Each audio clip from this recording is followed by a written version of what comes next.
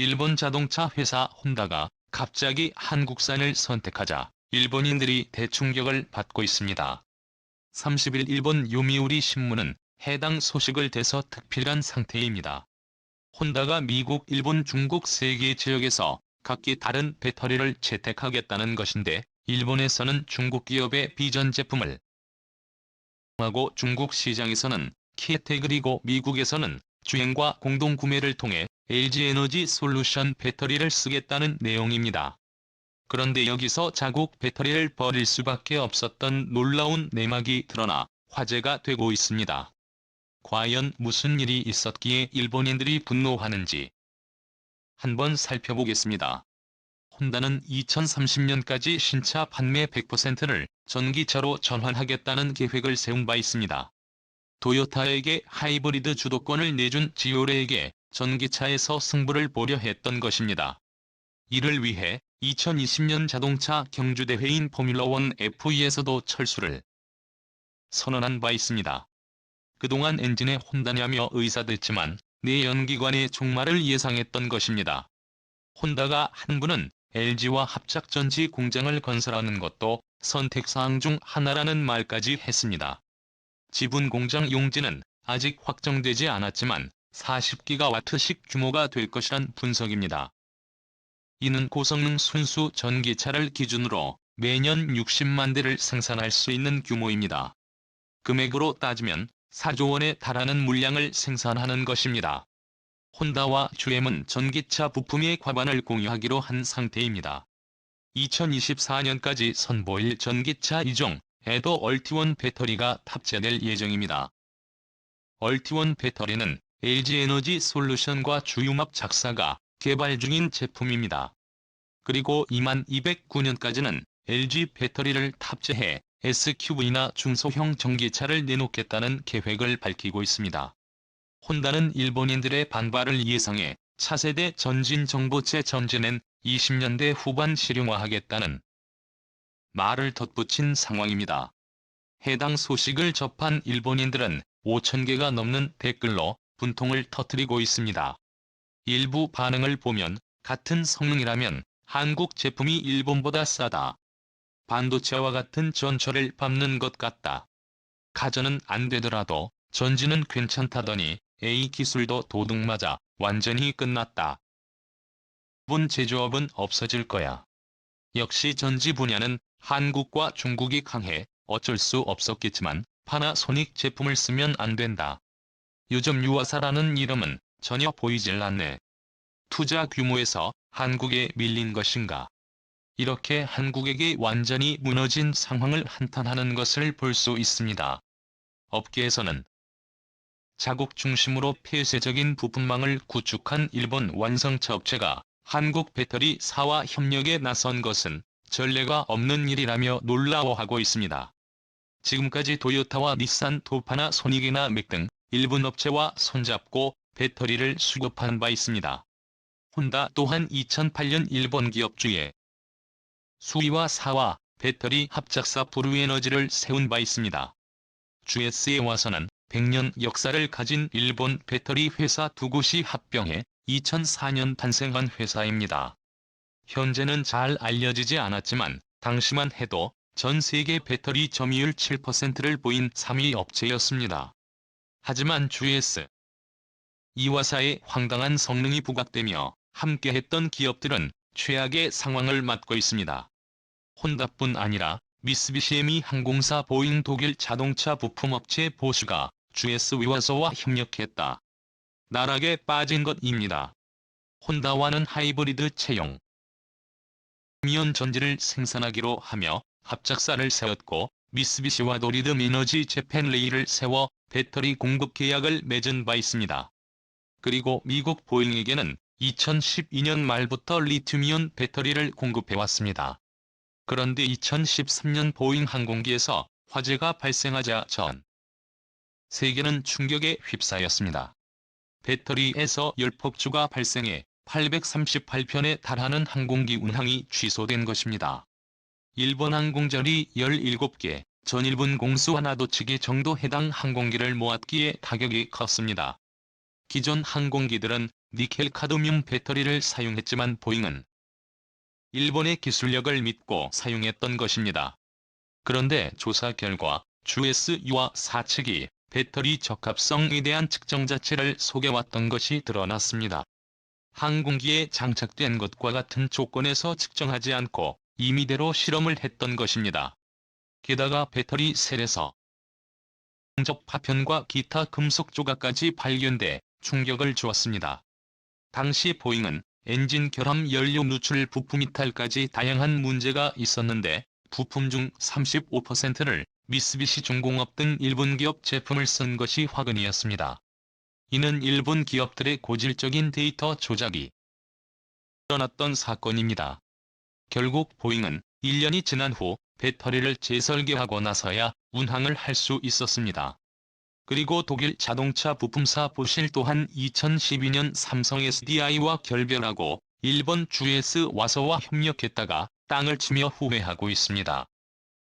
보스는 2000년대 후반부터 전기차 배터리 분야에 큰 관심을 드러낸 바 있습니다. 2008년에는 삼성 SDI와 전기차 배터리 생산법인을 함께 설립하기도 했습니다. 셀 연구 개발은 삼성 SDI가 맡고 보신의 배터리 관리 시스템과 영업을 하기로 했던 것입니다. 그런데 2012년 보슈가 갑자기 삼성과 결별을 선언하자 업계는 의아해했습니다. 그 내막에는 일본 기업의 이간질이 자리 잡고 있었. 실제로 1년 후 보쉬는 주위의 수요사 그리고 미쓰비시와 전기차 배터리 합작사를 세운 것으로 나타났습니다. 보쉬가 지분 50%를 차지하고 GS 여사와 미쓰비시가 각각 25%를 나눠 가진 것입니다. 보쉬 회장은 삼성과는 전략적 차이가 있었기 때문에 결별을 선택했고 새로운 배터리 기술 개발에 있어 적합한 곳으로 일본 업체를 발굴했다는 언급까지 했습니다. 즉 일본 기업과 함께 한국을 능가해 버리겠다고 선언한 것입니다. 그들은 2021년을 목표로 차량용 리튬이온 전지 개발에 뛰어든 바 있습니다.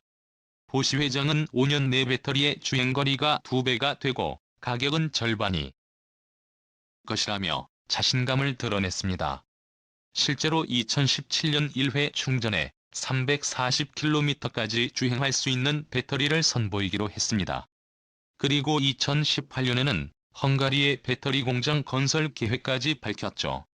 하지만 그들이 웃을 수 있었던 것은 딱 거기까지였습니다. 그들은 한국과의 경쟁에서 완전히 밀렸고 2020년 들은 합작사까지 접어버렸던 것입니다.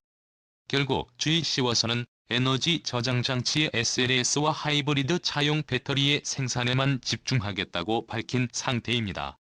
삼성과 지속했다면 상당한 경쟁력을 얻겠지만 보쉬가 썩은 동아줄을 잡았던 것입니다. 실제로 삼성 SDI의 매출과 영업이익은 매년 가파르게 치솟고 있는 것을 혼다 또한 이런 이유로 GS와사와 함께하지 못하고 한국 업체를 택한 것입니다. 현재 혼다는 북미 시장에서 현대 기아차의 선전에도 대충격을 받고 있습니다. 지난해 현대 기아차가 미국 시장 진출 35년 만에 혼다를 제쳐버렸기 때문입니다. 미국 내 판매 순위는 도요타 주연 보드와 스텔란티스였고 현대 기아차가 5위였습니다. 현대 기아차는 물류대란 속에서도 149만 대를 판매해 역대 최대 기록을 세운 상황입니다. 반면 혼다는 146만 대를 판매해 6위에 그친 것으로 나타났습니다. 게다가 현대 기아차는 2030년까지 미국 시장에서 친환경차 판매 비중을 50%까지 끌어올리겠다고 선언한 것도 혼다를 다급하게 하고 있습니다. 작년 미국에서 판매된 자동차는 14만 90만 대로 전기차 비율은 3% 43만 대 정도였습니다. 이를 반대로 해석하면 엄청난 성장 가능성이 있는 상황입니다. 2020년 발효된 신북미 자유무역협정 네마카에 따르면 2020년부터는 북미 30 미국, 캐나다, 멕시코에서 생산되는 자동차 부품을 75 이상 사용해야 무관세 혜택을 받을 수 있습니다. 어떻게 해서든 북미 지역 금업체를 공략해야 했던 것입니다. 배터리는 전기차 제조 원가의 30%를 차지하는 핵심 부품입니다. 그런데 혼다가 전세계 3위 업체의 파나소닉을 선택하지 않은 이유에 일본인들은 의문을 품고 있습니다. 파나소닉은 2008년 매물로 나온 상여를 인수하며 일본 최대 전지 업체로 성장한 바 있습니다. 기존 각형과 더불어 상여의 원통형까지 흡수하게 돼 배터리 포트폴리오를 다변화했고, 이 덕분에 추후 테슬라와 납품 계약을 하며 살아남을 수 있었던 것입니다. 하지만 한국에 비해 보수적인 투자로 테슬라 외에 이렇다 할 거래선을 확보하지 못하고 있습니다. 올해 파나소닉이 세계 최장 배터리를 개발해냈다고 떠들었지만 이것도 내년이나 돼야 테슬라에 간신히 공급하는 수준으로 알려져 있습니다. 최근에는 함께 하기로 했던 도요타마저 중국 업체를 선택하고 있을 정도입니다. 현재 기준으로 국내 배터리사의 미국 전체 생산 설비는 10%에 불과합니다. 일본 파나소닉이 미국에서 83%를 차지하고 있는 상황인데 2020년이 되면 한국 업체들의 70% 이상을 차지할 것이란 분석입니다. 실제로 미국 내에 건설 예정인 103개 설비 중 11개가 한국 배터리 3사 공장입니다. 완성차 빅3와의 합작 투자 금액은 27조 원으로 연 400만 대를 생산할 수 있습니다. 혼다는 북미 시장에서의 목표 달성을 위해 한국 업체를 선택할 수밖에 없게 된 것입니다. 미윤 배터리는 무겁고 발화에 우려가 있어 수송비가 높습니다. 배터리 공장을 전기차 생산 거점에 짓는 것이 최근의 트렌드로 자리 잡혀 있습니다. LG에너지 솔루션은 지난 2012년 주연과 합작사를 설아서라. 일본 자동차 회사 혼다가 갑자기 한국산을 선택하자 일본인들이 대충격을 받고 있습니다. 30일 일본 요미우리 신문은 해당 소식을 대서특필한 상태입니다. 혼다가 미국, 일본, 중국 3개 지역에서 각기 다른 배터리를 채택하겠다는 것인데, 일본에서는 중국 기업의 비전 제품을 사용하고 중국 시장에서는 캐테그리고 미국에서는 주행과 공동구매를 통해 LG에너지 솔루션 배터리를 쓰겠다는 내용입니다. 그런데 여기서 자국 배터리를 버릴 수밖에 없었던 놀라운 내막이 드러나 화제가 되고 있습니다. 과연 무슨 일이 있었기에 일본인들이 분노하는지 한번 살펴보겠습니다. 혼다는 2030년까지 신차 판매 100%를 전기차로 전환하겠다는 계획을 세운 바 있습니다. 도요타에게 하이브리드 주도권을 내준 지오레에게 전기차에서 승부를 보려 했던 것입니다. 이를 위해 2020년 자동차 경주대회인 포뮬러1 F2에서도 철수를 선언한 바 있습니다. 그동안 엔진에 혼다냐며 의사됐지만 내연기관의 종말을 예상했던 것입니다. 혼다가 한부는 LG와 합작전지 공장을 건설하는 것도 선택사항 중 하나라는 말까지 했습니다. 지분 공장 용지는 아직 확정되지 않았지만 40기가와트씩 규모가 될 것이란 분석입니다. 이는 고성능 순수 전기차를 기준으로 매년 60만 대를 생산할 수 있는 규모입니다. 금액으로 따지면 4조 원에 달하는 물량을 생산하는 것입니다. 혼다와 GM은 전기차 부품의 과반을 공유하기로 한 상태입니다. 2024년까지 선보일 전기차 2종에도 얼티원 배터리가 탑재될 예정입니다. 얼티원 배터리는 LG에너지 솔루션과 주융합 작사가 개발 중인 제품입니다. 그리고 2209년까지는 LG 배터리를 탑재해 SUV나 중소형 전기차를 내놓겠다는 계획을 밝히고 있습니다. 혼다는 일본인들의 반발을 예상해 차세대 전진정보체 전진엔 20년대 후반 실용화하겠다는 말을 덧붙인 상황입니다. 해당 소식을 접한 일본인들은 5,000개가 넘는 댓글로 분통을 터뜨리고 있습니다.